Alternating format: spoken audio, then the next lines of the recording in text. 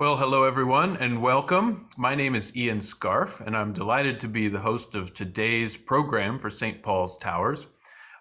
This is not the first time that I've performed or recorded or done any kind of digital programs at St. Paul's. In fact, I think my first concert at St. Paul's Towers was in 2008. So I think I'm approaching my 14th year as a regular performer. And I'm looking forward to today's program because today was a little bit of a special endeavor that I've put together with my colleague James Jaffe, who you will hear from in a moment. For those of you who haven't yet experienced any of my concerts, I'll just give myself a little bit of an introduction. I moved to San Francisco in 2006 to do a graduate degree at the San Francisco Conservatory of Music.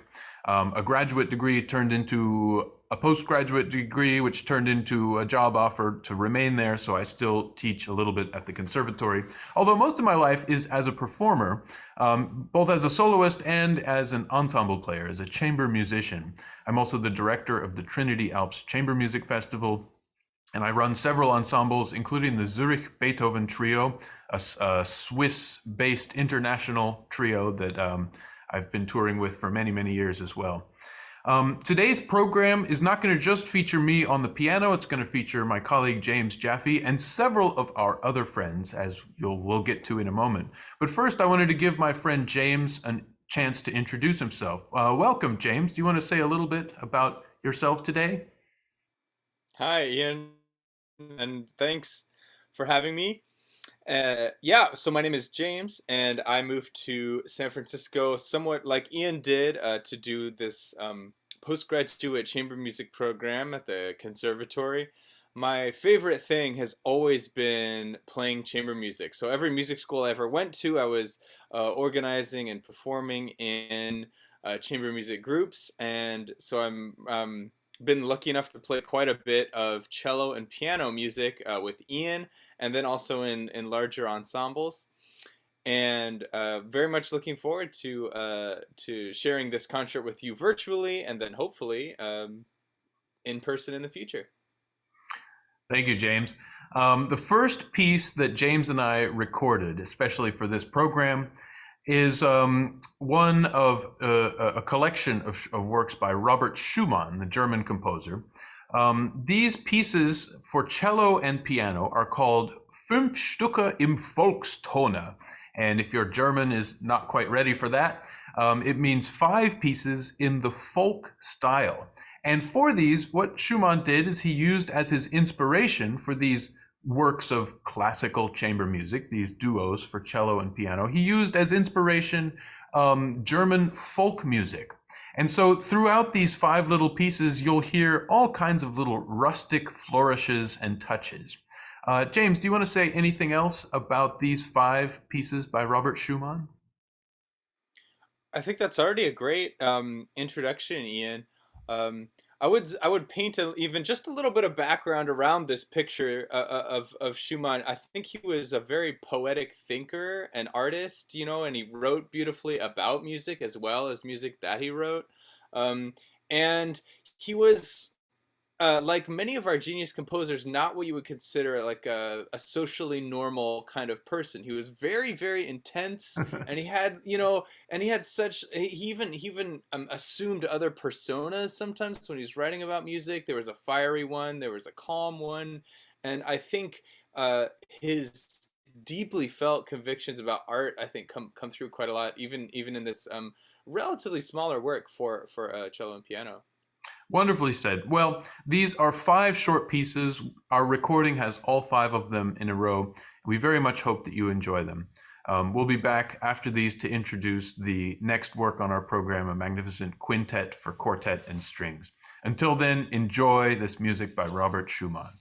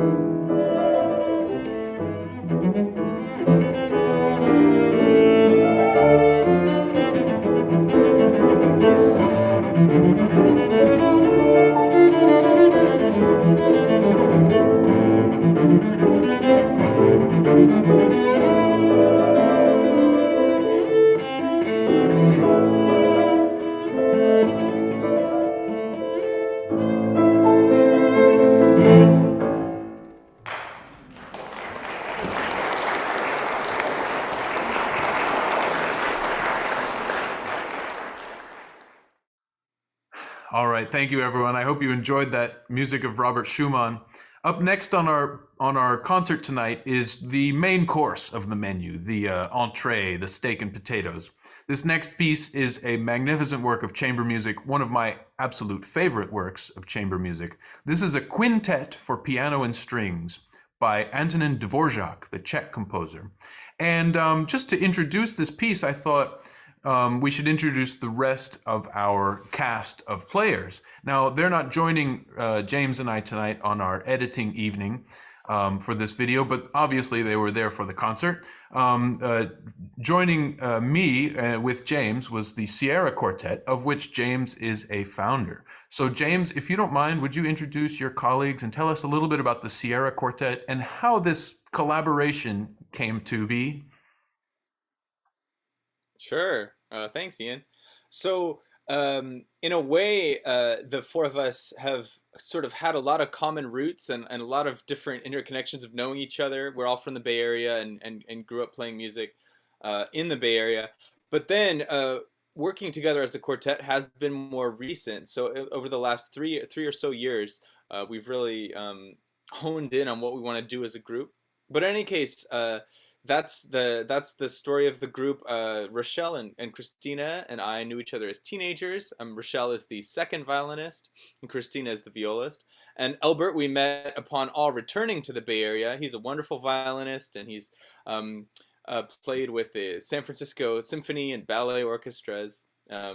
And so yeah, together again, that's Elbert Tsai on violin, and Rochelle Nguyen also on violin, Christina Simpson on viola, and I'm James, and I'm playing the cello. Right, and I'll be joining the group on piano. Dvorak wrote this piece. He wrote many string quartets for the four strings alone, but this is the only piece he wrote for the four strings plus a piano. And the amount that he gets out of these five instruments is really, it's symphonic in its sound and in his conception of it. I mean, the piece is over 40 minutes long. It plays out like a long symphony with introductions and different solos for each instrument in the ensemble. Dvorak was well known in the Romantic era for being one of these composers who could just write good tunes one after another. So this is a very lyrical piece. One melody comes after another. And like I said, he's very democratic about sharing all of this wonderful material. So you'll hear really each moment is a kind of feature for one instrument or another, or sometimes combinations of instruments. This quintet by Dvorak is in four movements. The first one is grand, like a symphony, like I said. It begins with James and I playing a little duo on the cello, but it gets much wilder after that. The second movement is a dumka, an Eastern European kind of elegy. So it alternates between these very elegiac music of thoughtful mourning and more rigorous dances. The dance idea it comes to the forefront in the third movement, which is a furiant, a kind of Czech bohemian, almost like a waltz, but a little bit more lively even than a waltz. And the last movement returns to the symphonic scale. The finale is a wonderful thing. It has almost like a cinematic ending. You can set it to sort of the finale of your favorite film or something. It's just wonderful, wonderful music. Mm-hmm. We recorded this recently at the Hidden Valley Music Center in Carmel Valley, California. We decided that we've missed playing chamber music so much, and even though we can't play a lot of live concerts yet, we wanted to take this opportunity to go on a musical retreat. So we found ourselves in Hidden Valley, and while we were there, we got the call from Maryland about doing a program for St. Paul's Towers. And we thought, well, this Dvorak sounds too good, we have to share it with St. Paul's. So here it is. We hope you enjoy all of our playing and some fancy camera work as well. This is Antonin Dvorak's Quintet for Piano and Strings, featuring me, Ian Scarfe, and James Jaffe on cello, and his colleagues, the Sierra Quartet.